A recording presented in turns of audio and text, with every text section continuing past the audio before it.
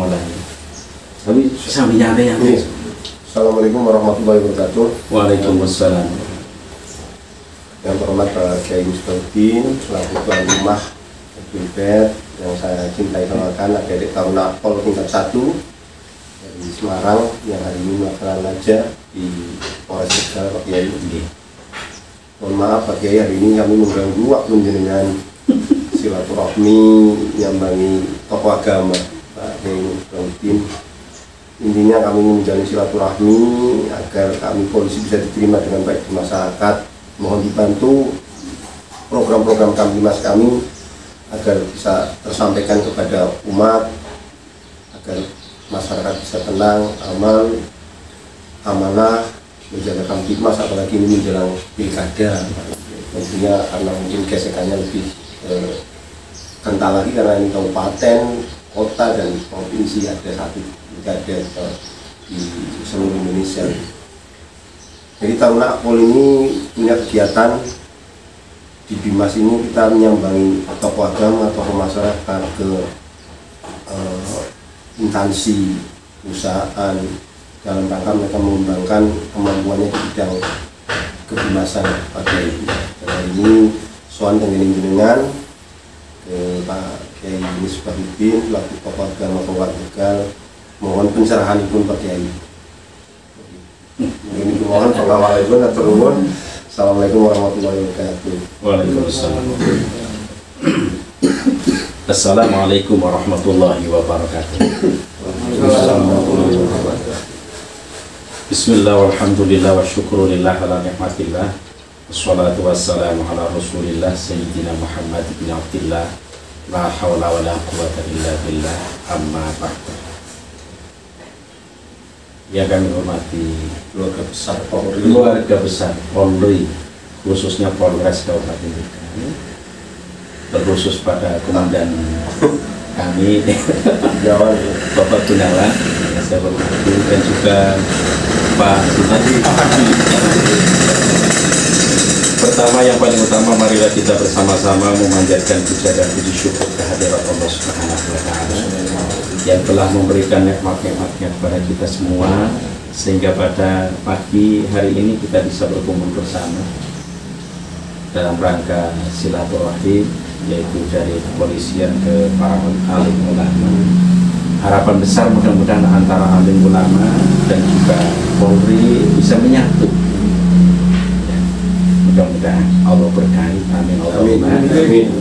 Salawat beserta salam semoga senantiasa melimpah pada junjungan kita Nabi besar Muhammad Sallallahu Alaihi Wasallam yang telah membawa kita minal dhulumatil amin. Jadi yang pertama adalah dari Polri tidak akan mungkin bisa menangani masyarakat yang begitu banyak. Ya Pak ya. Kalau tidak kerjasama dengan tokoh-tokoh agama. Dikarenakan di Kabupaten Tegal di Indonesia adalah mayoritas Muslim, maka yang pertama kali didatangi adalah tokoh agama Islam Muslim, yaitu dalam hal ini para alim ulama. Ini penting, sebab begini ya, kalau ada masalah apapun yang saya tahu, karena saya kerjasama dengan Polres lama, saya juga dari Polres jadi apabila ada masalah, termasuk toleransi beragama, kemudian ada masalah-masalah yang berkaitan dengan masyarakat, itu sejak dulu kami kerjasama. Bahkan ketika meredam ada masalah demo-demo zaman dulu gitu ya Habib Rizik dan lain-lain. Dulu kan Habib Rizik kan orang demo gencar sekali dulu ya. Maka dari Polsek itu menyouting saya untuk meredam khususnya itu warga Kabupaten Tegal ya, dan juga Jawa Tengah, bertujuan supaya agak mengurangi lah, paling tidak ya, mengurangi ketika mau berangkat demo ternyata ada salah satu ulama yang melarang ya, yang simpatisan dengan saya, otomatis kan tidak berangkat. Berarti mengurangi, mengurangi bahaya. Sebab ketika ada demo-demo itu yang dirugikan semuanya Pak. Dari polisi berapa anggaran yang harus dikeluarkan coba, ya? Iya. kemudian korban baik dari kepolisian maupun dari TNI maupun dari sipil dan dari pendemo juga.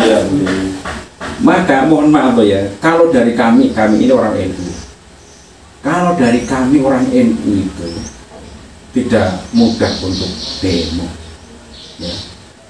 NU itu organisasi terbesar di Indonesia, melindungi. Malah begini, kalau Anda kan masih muda-muda ya, ormas terbesar di Indonesia berapa? Dua, NU dan Muhammadiyah. NU dan Muhammadiyah ini harus bersatu ya, harus sejalan, dikarenakan dua ormas ini adalah pendiri bangsa. Pendiri bangsa ya. Kalau ormas-ormas yang lain masih diragukan, apalagi FPI membahayakan malahan, maka lebih baik dibubarkan ya.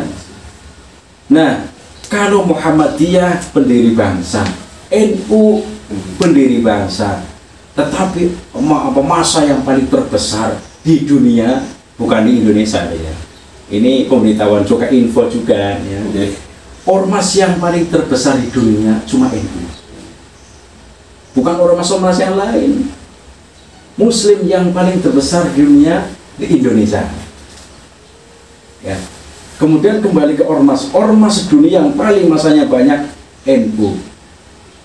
Kalau Muhammadiyah cuma berapa, tapi Muhammadiyah itu adalah berdirinya lebih dulu. Nah, agak sedikit beberapa tahun baru Nahdlatul Ulama. Perlu diketahui ya, antara NU dan Muhammadiyah itu pendirinya satu ilmu satu guru ya, satu ilmu satu guru. Bahkan dilihat dari segi nasab ini masih ada. Dari segi nasab itu masih ada loh ya, masih ada terkaitan saudara itu masih ada. Maka yang perlu diketahui bahwa ormas yang ada di Indonesia, Muhammadiyah dan NU, tokoh-tokohnya ini perlu didatangi. Nggak usah mikir ormas yang lain, nggak usah. Kadang kalau ormas yang lain itu bikin orek saja, bikin geger saja gitu. Karena kita pendiri bangsa, jadi NKRI-nya itu kurang menyatu. Tapi kalau dari kami NU itu dulu kan PKB NU Pak, benar-benar harus NKRI harga mati, itu bukan dari Polri saja, polisi saja, NU juga sama. Karena pendiri bangsa, NKRI harga mati. Itu sudah menjadi keyakinan kami dan kekuatan kami ya. Yang kedua, ini mengenai antara Polri dan TNI Pak ya. Dulu kan pernah retak juga zaman dulu ya. Ya. Kalau TNI dan Polri retak, pecah, negara Indonesia terancam. Kalau Muhammadiyah dengan NU retak, negara Indonesia terancam. Maka NU Muhammadiyah bersatu, TNI dan Polri harus bersatu. Karena apabila salah satu retak, ini mengancam negara Indonesia. Ini bahaya loh ya, bahaya. Saya itu ketika ceramah di panggung-panggung pun berani ngomong seperti itu. Apalagi ketika diundang jadi ulang tahun TNI Polri. Ya, saya tegas ngomong seperti itu, antara NU dan Muhammadiyah jangan sampai pecah. Karena penyokong negara Republik Indonesia. Polri dan TNI jangan sampai pecah. Ya masalah intern itu orang masalah intern ya. Intern biasanya lumrah kayak polisi berdegan kok di Selawi hancur ya lah. Yang nguyuk-nguyuk ya. Tapi biasanya itu dipacu oleh anak-anak muda, Pak. Ya kayak jenengan apa kayak langsung kan ya. Kayak ngono ya kayak besok kan ini darah mengalirnya harus kencang. Kadang-kadang kalau terkena cipratan apa namanya api sedikit saja bisa membara, maka harus ekstra hati-hati ya. Kadang-kadang ada petugas baik Polri maupun dari TNI itu yang lepas kontrol. Kalau lepas kontrol akibatnya apa? Dipecah. Gimana emang?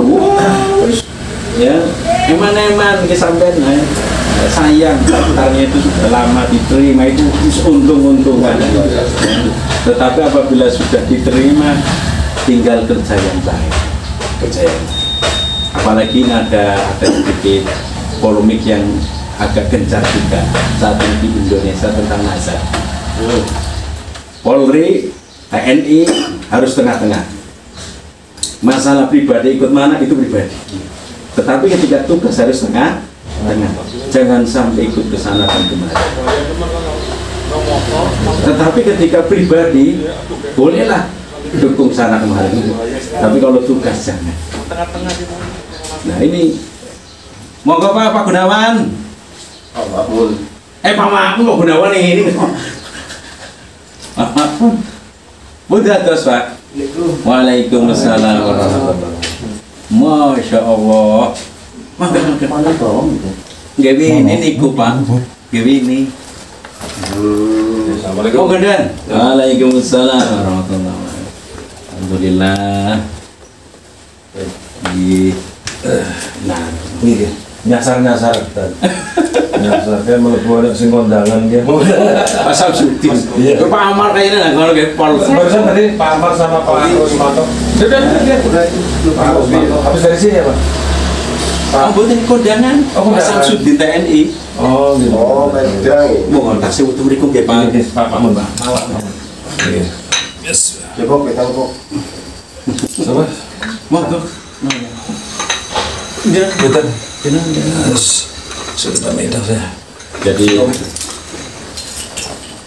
putih ini.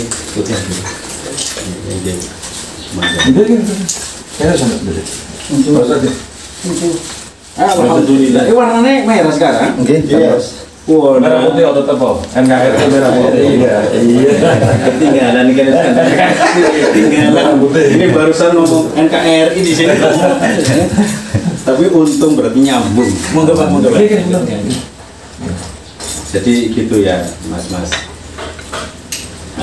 Ketika ada polemik mengenai nasab yang saat ini sedang gencar-gencarnya, tetapi ketika individual pribadi kemudian mau mendukung apapun, itu tidak apa-apa Pak. Saya ini ketika mencermati tentang polemik nasab itu bukan 1 jam 2 jam terus, karena saya ini mau cari kebenaran, bukan pembenaran, cari kebenaran. Terus saya kaji. Oh ternyata antara polemik nasab ini yang sering bikin rusuh di negara Indonesia itu bisa dibaca. Bisa dibaca kan? Iya. Nah, bisa dibaca. Bukan dari pihak Wali Songo, tapi pihak rivalnya Wali Songo. Nyorawan itu. Ya. Bukan dari Wali Songo, Wali Songo, tapi rivalnya Wali Songo. Itu yang bikin gaduh di Indonesia sejak dulu.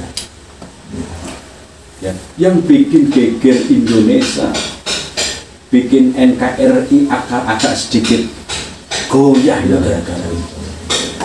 Maka sekali lagi kita ini sebagai bangsa Indonesia, terlebih saya ini sebagai warga negara yang baik, sebagai warga negara yang baik ini pun harus ada. Apa dia? Sim C Sim A. Kebetulan saya kebablas Pak. Katanya harus bikin yang baru lagi. Saya ikuti aturan pemerintah, bikin yang baru. Ada polisi yang ngomong tadi polisi ngomong gini ke saya. Mau ini ngono ya. Aku mau kecing. Kayaknya kecing ya gue ya orang bahasa Budi ngono ya. Saya ngomong saya sebagai warga negara yang justru kalau model saya Pak, apabila ada operasi, kalau ada rahasia, ada operasi, kemudian saya tidak bawa STNK, tidak bawa SIM, saya justru ngomong hilang saja, ya sudah hilang, walaupun yang hilang kenal saya, sudah hilang saja, karena itu adalah prosedur yang sebenarnya. Gitu. Maka diupayakan saya harus komplit semua, karena buat contoh percontohan ya. Orang ini gue gagah-gagahan, gue percontohan malah justru dari kecil apa demi keamanan gitu. Iya. Bahkan ketika saya mau ngisi pengajian di luar Jawa, itu biasanya ada surat surat jalan. Jadi yang iya surat jalan dari Polres. Kalau mau pengaji di luar Jawa. Bahkan ketika zaman dulu itu COVID, ya bertepatan COVID dilarang mudik, saya diberi tema di TV One itu temanya apa? Dilarang mudik. Bermasalah itu. Yang lain mudik nggak boleh, saya berangkat lah. Saya berangkat menjelang Lebaran kurang 5 hari loh. Saya berangkat, kayaknya balik ke Raulipri. Saya ngeband sama Pak Mujahid.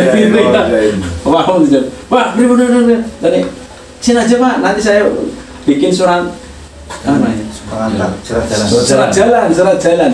Oh iya, alhamdulillah ya kerjasama dengan Polres bikin surat jalan saya bawa, kemudian berhentikan 3 kali, saya sodorkan itu alhamdulillah aman. Ini manfaatnya kerjasama. Jadi kita ini saling menguntungkan. Dalam arti menguntungkan itu demi keamanan ya, demi keamanan, bukan hanya untung secara pribadi. Bukan untung secara pribadi. Jadi itu nanti yang pertama didatangi itu adalah tokoh-tokoh. Contoh ada yang ditugaskan di mana? Tokoh yang dispirkan. Dirangkul. Teman saya itu bukan kiai saja, teman saya bukan ustadz saja, preman banyak. Kalau zaman dulu saya masih muda, lonte itu batin. Lonte paham apa? Itu yang makanan ketan itu. Makanan ketan itu ya. Iya sama tempe itu. Ini paham lah, ini paham lah ini. Ini paham. Sing di Jawa Timur di iya. Nggak tahu kalau yang dari Jawa nggak tahu. Paham nggak? Ya, saya dulu waktu masa mudanya itu tidak memandang cari teman itu siapa. Dan mereka itu alhamdulillah kan kalau ikutnya saya itu adalah binaan saya. Ya, binaan sekali salah satu preman Pak. Salah satu preman ini untuk panjenengan, bekal panjenengan nanti ketika masuk ke daerah masing-masing, tokoh preman pun datang orang. Iya. Tapi dengan cara baik-baik. Kalau biasanya datangnya dengan pakaian polisi, wah diancam nanti. Ya, pakaian biasa dulu. Berteman.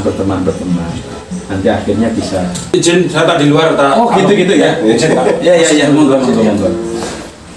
Jadi gitu nanti yang dirangkul yang pertama adalah tokoh masyarakat di sekitar.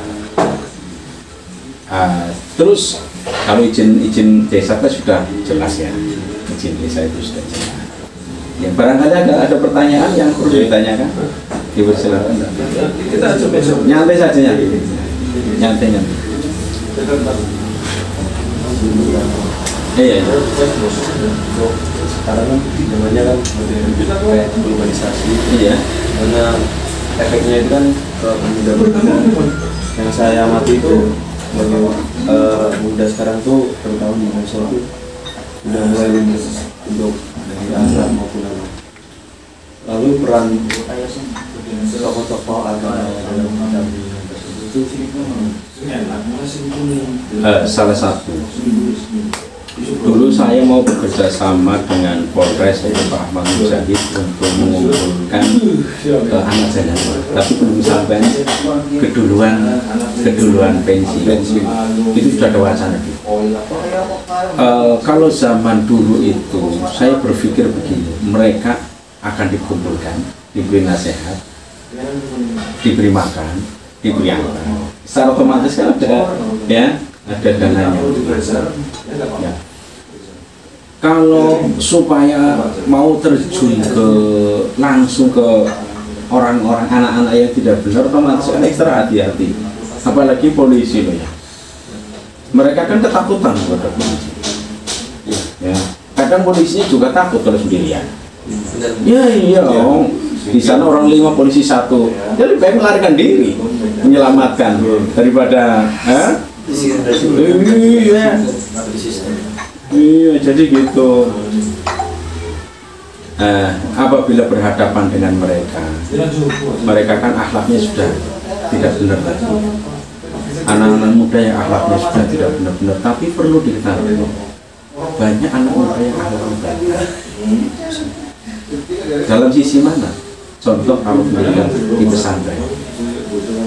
Di pesantren itu anak-anak baik-baik insya Allah ya.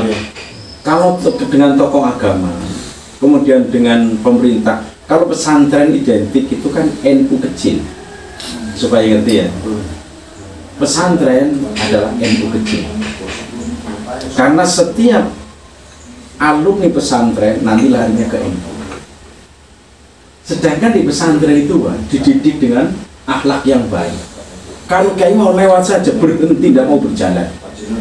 Coba etika-etika pesantren ya. Anak saya juga di Kediri, itu di Peloso anak buahnya Gus Kausan. Pesantren manapun rata-rata ketika Pak Kiai keluar saja kemudian di situ banyak santri, apa mereka berani jalan? Tidak. Yang jalan biar dulu, mereka ikut di belakang. Itu kan akhlak ya. Iya. Juga nanti adat atau akhlak dengan orang lain juga sama. Kalau NU itu di pesantren itu diwajibkan untuk taat pada pemerintah, karena dalilnya jelas. Ya ayyuhalladzina amanu athi'ullaha wa athi'ur rasul wa ulil amri minkum. Jadi disuruh taat kepada Allah, taat kepada Rasulnya, dan juga taat kepada pemegang-pemegang kekuasaan yaitu pemerintah. Pokoknya gini lah. Ini pesantren-pesantren ini loh ya. Jangan Zaitun itu beda itu. Ini pesantren NU ya. Saya tidak berani pesantren yang lain, tidak berani pesantren yang lain. Juga perlu diketahui oleh panjenengan sami bahwa di Indonesia itu sudah ratusan pondok pesantren Wahabi. Bukan NU lagi, bukan Aswaja lagi, Wahabi.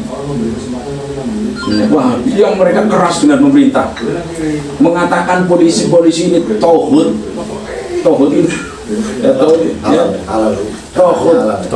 doruh darahnya halal, kalau dibunuh halal katanya.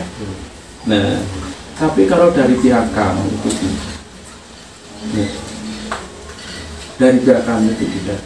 Coba dari Kapolri saja dekat dengan NU, ya. Dari TNI juga dekatnya dengan NU. Kalau ada pihak kepolisian dan TNI dekatnya dengan orang NU, kenyamanan akan terjamin. Nyaman.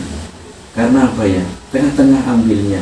Kalau ada masalah juga tidak usah dibesar-besarkan, tapi bisa diselesaikan. Ya, kalau ada masalah besar itu dikecilkan. Itu adalah etika Nahdlatul Ulama dan Muhammadiyah. Ya, NU kalau Muhammadiyah itu menyatu.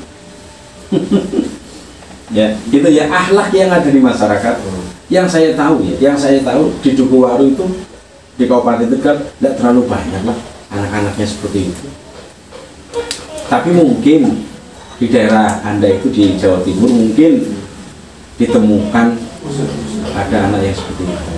Tetapi kalau khususnya di Kabupaten Tegal itu ya untuk tawuran juga tidak terlalu sering Pak ya, itu bisa dikendalikan. Ya, apabila ada tawuran kayak sulit dikendalikan, panggil aja kiai. Nanti yang ngomong pada mereka kiai.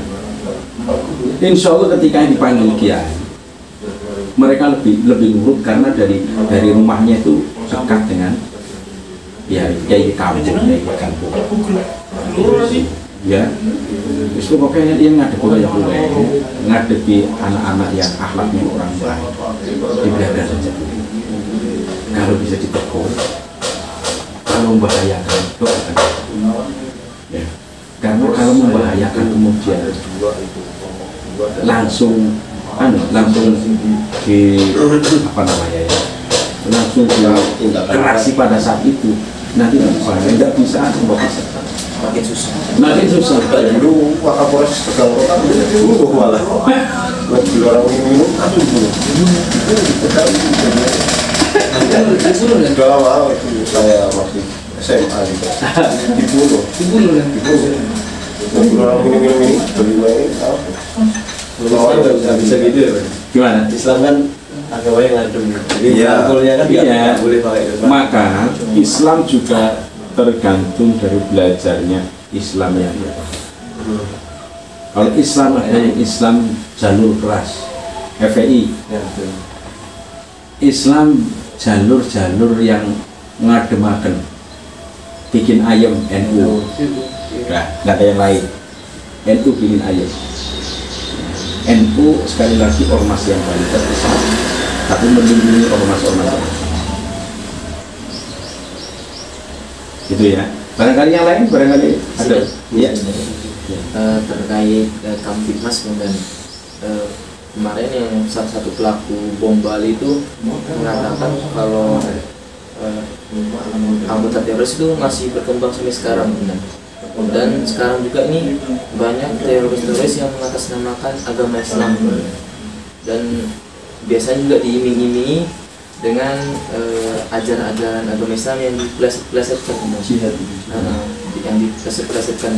Apa bagaimana itu penjelasannya sampai bisa percaya sekali kan jihad-jihad seperti itu? Pertama, yang perlu diketahui oleh Anda adalah bom bunuh diri itu bukan dari Islam saja. Karena di Indonesia itu mayoritas Islam, maka kebanyakan dari Islam. Ya. Aslinya yang sering jadi teroris itu bukan Islam. Kebetulan di Indonesia mayoritas Islam gitu loh. Jadi kebanyakan orangnya Islam. Kalau sudah masuk teroris itu didoktrin.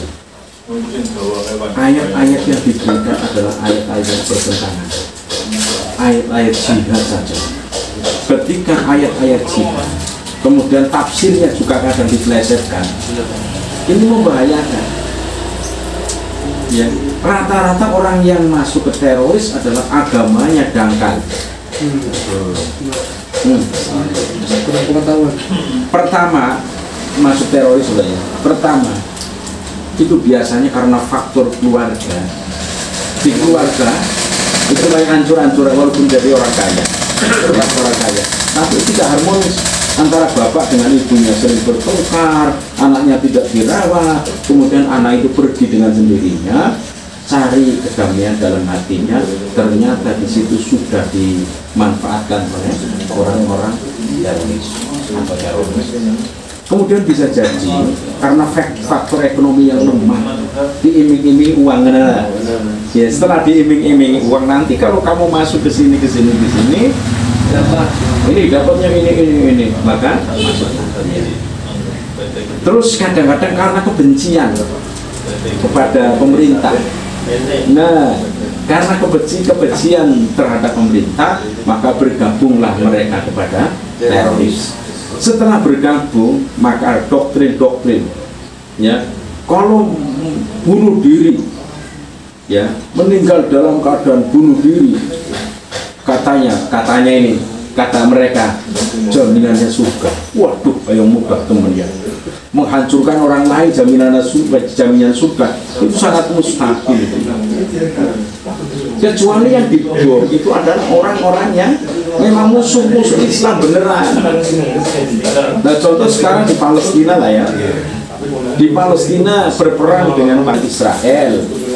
Kemudian bom bunuh diri langsung ke sana, karena kalau tidak bisa menyelamatkan diri kecuali bawa bom itu, bom bunuh diri tapi bisa mengakibatkan orang-orang kafir itu meninggal banyak, itu memang jaminannya surga.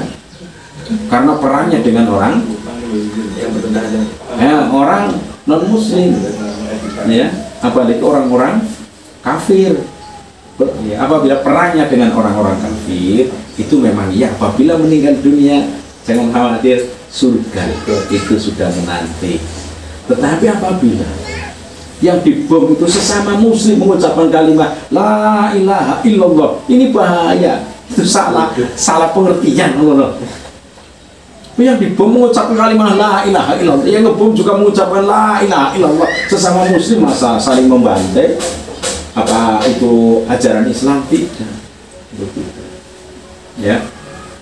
Jadi kesimpulannya tadi bahwa yang teroris itu bukan dari Islam. Silakan cari di Google. Ya. Teroris itu bukan dari Islam saja, hanya saja yang sangat berani itu dari Islam. Karena mereka berpegang teguh apabila meninggal dunia katanya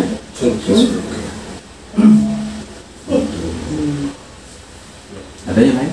Ustaz, bertanya. Dari mana ya? Faisal Ahmad Sofi Dari Kalimantan Selatan. Kalimantan Selatan. Saya mau ngisi di sana, saya gagalkan. Kenapa? Kenapa? Ya ada panitianya ini. Ini intern panitia. Banyak. Intern panitia ya, dikarenakan untuk pesawatnya itu harus saya yang Kurang koordinasi. kurang koordinasi. Saya gagal. Gimana pertanyaannya?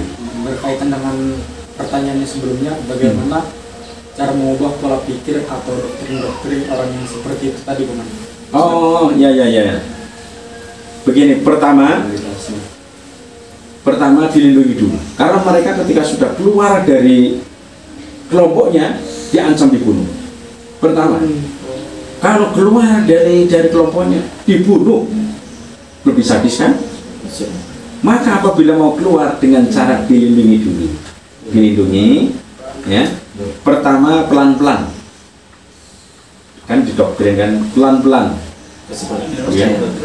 Kepercayaannya itu dikurangi pelan-pelan, tapi dengan catatan yang mau merubah itu harus ahlinya, bukan sampai, bukan Anda.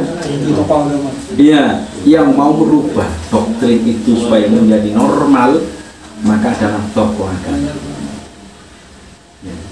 Ya terutama itu didoain dulu.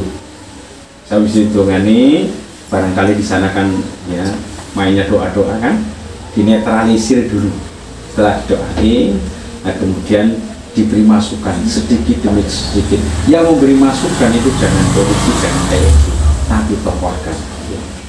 Ya, dalam arti tokoh agama, kalau dari pihak terorisnya itu adalah Islam, maka para yai, para ustaz, ya itu yang memberi nasihat.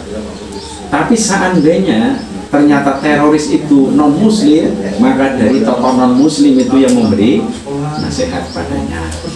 Terus demi sedikit, itu bukan instan loh ya, melalui proses. Itu harus pendekatan terus. Ya, jangan sampai ketika pendekatan dengan tokoh agama yang dituju itu diketahui oleh kelompok mereka, itu ada perlindungan. Kalau sudah yakin ini mau kembali, kan banyak yang taubat kan, kembali, maka harus dilindungi karena mereka mengancam kemana-mana. Kalau keluar dari kelompoknya nanti akan diancam. Satu dibunuh. Ya, rahasia. Gimana? Karena memegang rahasia. Rahasianya terbuka. Tapi apabila dilindungi loh ya, apabila dilindungi maka mereka bisa ngomong sekarang beda. Banyak itu di video kan? Ya, berani ngomong karena apa? Dilindungi. Gitu. Jadi keluarnya proses. Itu yang nanti yang bisa menetralisir adalah dari pihak tokoh agama itu. Kalau dari polisinya kok pas dari pesantren, maka bolehlah double dari dua ya, sekalian tugas secara TNI, Polri, ya polisi dan juga agama. Gitu. Nah, sekarang kan sedang gencar itu di TNI dan Polri, kalau tidak salah itu kan pengambilan dari pesantren-pesantren ya, maka kalau di pesantren diutamakan gitu. Palestina ini. Oh ya. Iya. Itu ya. Ada lagi? Pertanyaan Ya. terkait dengan partai pemilu. Bagaimana pandangan ketika terdapat suatu tokoh politik yang mengatasnamakan memperjualbelikan agama untuk kampanye kepentingan politik? Kalau secara agama haram. Ini kan pandangan agama dulu lah ya. Kalau kepandangan kepolisian, Anda yang lebih. Tapi kalau pandangan agama, hukumnya tidak diperbolehkan. Ya, menggunakan ayat-ayat Allah, hadis-hadis hanya untuk sepihak saja, hanya untuk keperluan kelompoknya saja, hanya untuk keperluan mengenai kepolitikan saja. Itu tidak boleh. Kalau Al-Quran dan hadis secara agama itu harus diposisikan pada posisi yang pas, ya, bukan hanya untuk kepentingan politik. Boleh kita berpolitik pakai agama, boleh agama menganjurkan.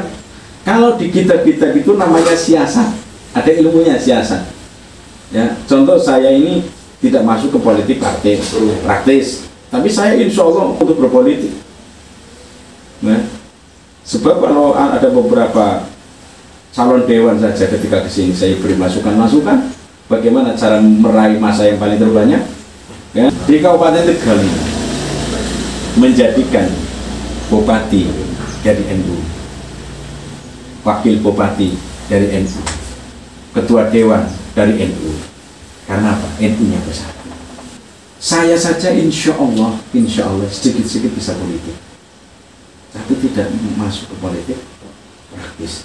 Saya tawari dari DPR juga tidak mau. Saya nyaman jadi orang begini. Ya, kemarin saya ini tinggal disuruh bolak-balik jadi P3K. Gajinya berapa? 8 juta. P3K. Apa saya terima? Tidak, saya tolak. Karena konsekuensinya kalau sudah masuk ke P3K itu harus selananan terus. Selananan ini lah. Saya kan jarang celana. Pakainya celana sepatunan, masuk ke KU bolak-balik. Wah, saya tidak nyaman. Nyamannya gini. Sarungan. Saya itu nyamannya sarungan, bukan celananan. Jadi bukan sepatunan, tapi sandalan. Tidak ada bidangnya masing-masing lah. Ya. Saya nikmati kenyamanan seperti itu. Kayaknya seperti apa? Hartanya banyak seperti apa? Tapi masuk ke politik, ya apalagi masuk ke pengurus partai politik, mumet hidupnya kan, walaupun uangnya banyak tapi ruwet. Tapi kalau seperti saya ini enggak, biasa-biasa saja. Saya nikmati, ya, yang penting hidup saya untuk mengaji. Saya ini 15 tahun cuma mengaji saja, tidak ada tidak ada aktivitas yang lain kecuali mengaji. Alhamdulillah, ya, setiap hari makan kecuali puasa, ya, gitu ya. Politik tadi ya, ada masukan lagi tentang politik ya, yang mau ditanyakan tentang politik. Ya. Untuk kami untuk teman-teman atau adik-adik aktor ini. Ya. Ini barangkali ada pertanyaan ada Pak? Ya, ini lain dari Mas Rani. Ada Pak? Ya, yang kemarin juga ada Nasrani satu Cina. Gitu. Yang ke sini. Iya. Sesbima. Kemarin saya ini penyuluh agama yang biasa berdampingan dengan non muslim. Teman saya Pak Budi Pendeta. Itu teman saya. Ya. Kemarin kita kumpul di kelenteng. Jadi semua agama kemarin itu kumpul di kelenteng, ya. Jadi walaupun ini akidah itu urusan masing-masing, kalau agama kan ya lakum dinukum waliyadin. Agamamu, agamaku, itu udah urusan punya masing-masing. Tetapi kalau tentang kenegaraan, ya ini perlu kita pikirkan bersama. Memiliki peran yang sama. Itu apabila mau ditanyakan, ya, tentang keukuhan, keharmonisan antara agama dan agama. Kebetulan teman-teman saya yang non muslim juga banyak. Kalau di sini pernah ada masalah intoleransi agama harus? Udah. Kabupaten Tegal itu menyatu. Lalu Kabupaten Tegal, alhamdulillah, antar agama saling hormat menghormati. Bahkan ketika kemarin loh ya, dari salah satu pendeta atau sedikit spon dengar ngomong, saya yang ngadu-ngadu. Katanya kalau izin tempat beribadah, kalau non muslim juga, kalau umat Islam mudah, kalau non muslim kok dipersulit. Nah, salah satu saya yang jawab pada saat itu, bukan dipersulit, prosedurnya itu belum kan semuanya aja ada prosedur ya. Iya, kalau prosedur sudah dilalui semuanya, nah itu sudah selesai. Karena di pemerintahan kita ini kan ya banyak agama, semuanya adalah rakyat, warga negara Indonesia, semuanya itu harus dilindungi dan harus dilindungi. Bahkan begini ya, Indonesia ini agamanya banyak, rasnya banyak, tapi kan tidak sampai peperangan yang menumpahkan darah. Ya, di Indonesia lah ya, coba kita lihat di luar negeri, di Arab, 2 ormas 4 ormas sampai bertumpah darah. Kok kenapa di Indonesia itu, di Indonesia padahal agamanya banyak, ras banyak, sukunya banyak, kan ya, pulaunya banyak, tapi aman, tentram. Gimana ini? Survei dari luar negeri datang ke Indonesia, yang pertama disurvei adalah Nahdlatul Ulama, NU. Tetapi kalau selain NU tadi ya, coba nanti Anda bisa berteman dengan ulama-ulama NU dengan yang lain, bisa membedakan sekali. Kalau ulama-ulama NU itu sangat dekat dengan agama-agama lain, tapi kalau yang lain belum tentu. Iya. Termasuk Gus Dur, tahu Gus Dur? Dekat dengan orang-orang Cina, dekat dengan non-Muslim, ya. Karena begini, hidayah itu datangnya dari Tuhan, dari Tuhan. Kalau dari kami, Tuhannya Allah. Hidayah itu sudah ada yang mengatur. Kalau di Islam itu tidak boleh masuk Islam itu atas dasar dipaksa, itu tidak boleh sama sekali. Mau masuk Islam itu harus dalam masuk hati nurani. Ya, ini perbedaan agama, ya perbedaan agama. Kan ada salah satu agama yang memaksakan, ya, memaksakan dengan mengiming-imingi makanan kepada non-Muslim yang imannya lemah kemudian masuk. Tetapi kalau di Islam ini perlu diketahui, Islam ini ada orang non-Muslim mau masuk Islam dengan catatan tidak ada paksaan, dengan hati nurani sendiri. Bedanya, jadi supaya bisa membedakan loh ya antara Islam dengan non-Muslim. Setiap agama itu menganjurkan kedamaian. Setiap agama itu menganjurkan pertemanan antar agama, menganjurkan kasih sayang. Semua kitab juga ya, Taurat, Injil, Zabur, Al-Quran, ya, termasuk dalamnya kita umat beragama itu diwajibkan untuk saling berkasih sayang. Itu alhamdulillah Indonesia untung pakainya Pancasila. Kalau Anda bertemannya dengan ulama FPI, maka pikiran Anda akan ruwet, mintanya perang terus. Doktrinnya luar biasa. Tapi kalau Anda bergabungnya dengan NU dan Muhammadiyah, maka hidup ayem dalam beragama. Seumpama ini kan dari non-Muslim ya, saya beritahu, kalau mau berteman dengan ulama-ulama, Ustaz, Kiai, carilah Ustaz Kiai yang NU. Akan memuliakan siapa saja tamunya, akan memuliakan tamunya siapa saja, baik non-Muslim, Kiai atau selain daripada Kiai. Dari kami itu setiap tamu yang walaupun yang datang itu preman. Inilah kasih sayangnya orang-orang itu, tidak mudah menyalahkan orang lain. Gitu ya. Ini semangat Bapak. Ya. Khawatir nanti ada datangnya ke ulama yang Wahabi. Aduh, dikirain Islam itu keras, padahal aslinya tidak. Islam itu penyayang luar biasa. Menyakiti orang lain itu tidak diperbolehkan, memukul orang lain itu tidak diperbolehkan. Bahkan kalau di Islam itu, ya, mau makan saja ada caranya, mau minum saja ada caranya, berak, kencing itu ada caranya, ada contoh-contohnya. Coba selama panjenengan, selama Anda itu belajar di non-Muslim loh ya, apakah pernah diajari bagaimana cara kencing, bagaimana cara buang air besar? Pernah enggak?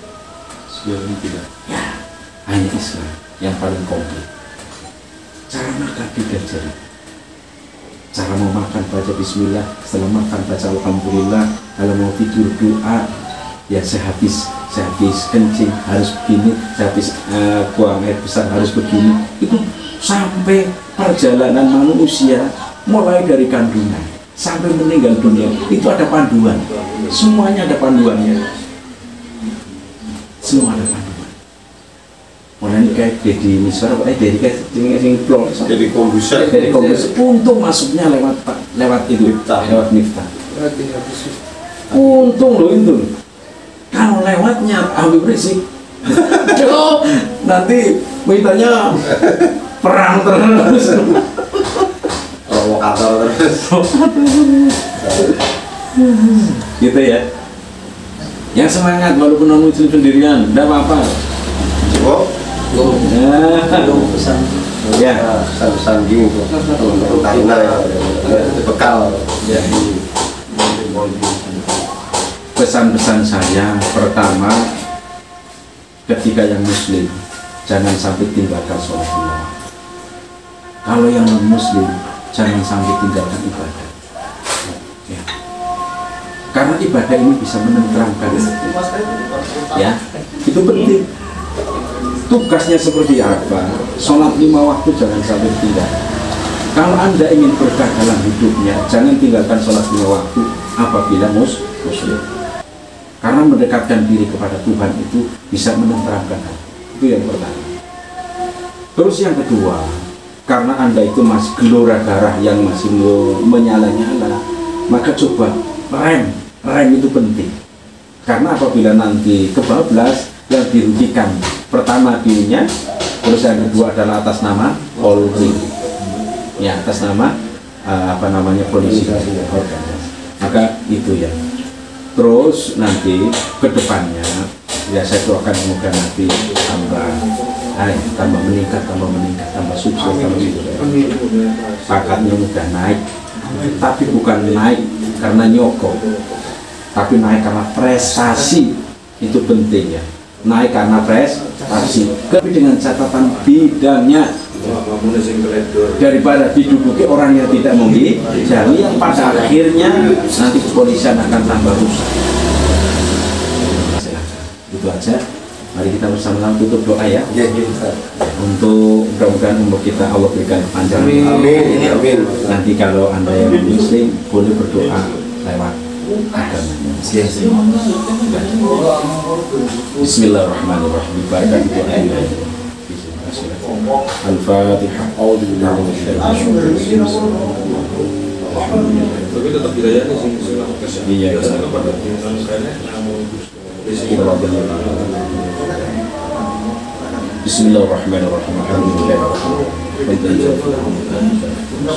Ya Rabbana lakal hamd kama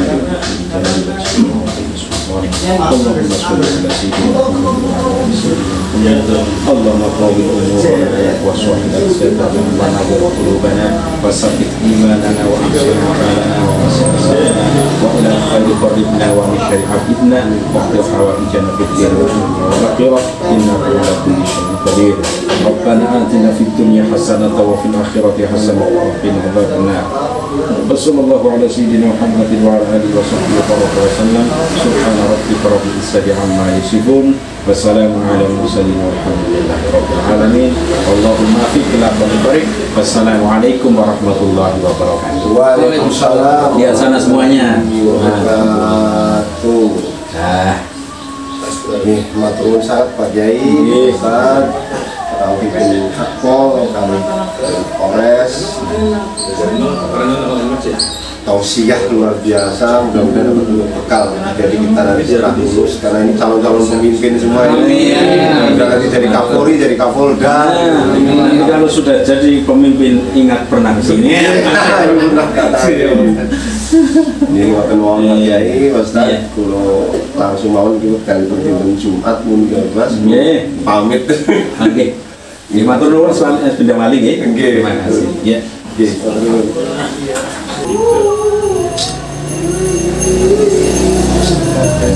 Alhamdulillah. Ya. Sukses ya. Wallah, kamu sukses jangan lupa sini. Makasih banyak. Ya, dari mana ini? Dari Madura. Oh, Madura ya. Aduh, terima kasih. Kami tenang mawon. Ini keluarganya ada yang di ini, Pak. Sinten? Karangjamu. Karangjamu itu? Iya, Iya, Pak. Kalau kurang. Kalau pulang, iya. Belakang